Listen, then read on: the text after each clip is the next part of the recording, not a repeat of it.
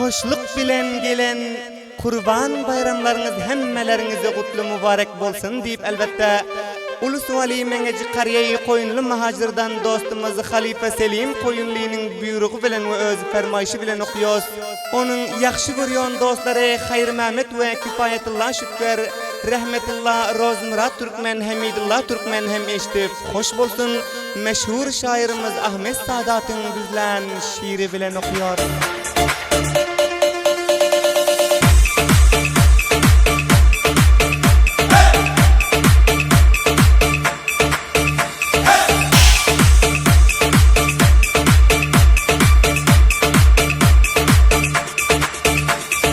Hoşluk bilen gelen kurban bayramı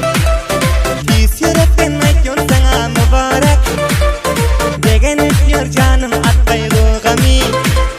Noça boylim idin mübarek Baştan ta ayağa giyip tazizat Dostların bilen gezginin azat El tutuşup gülüşüp yörginin şad Semim kalpten bolsun mübarek Kurban haydin bolsun mübarek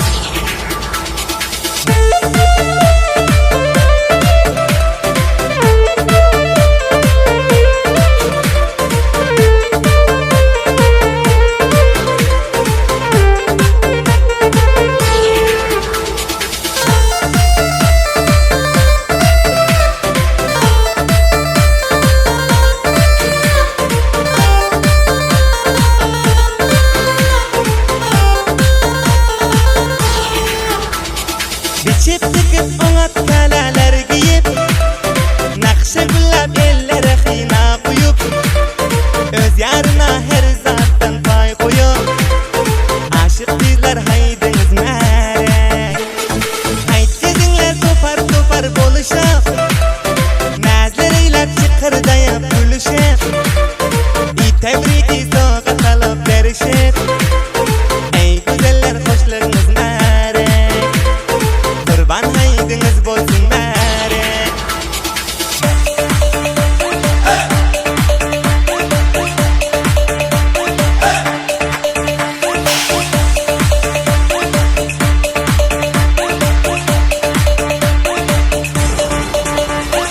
Hoşluk eder ulu küçük çağalar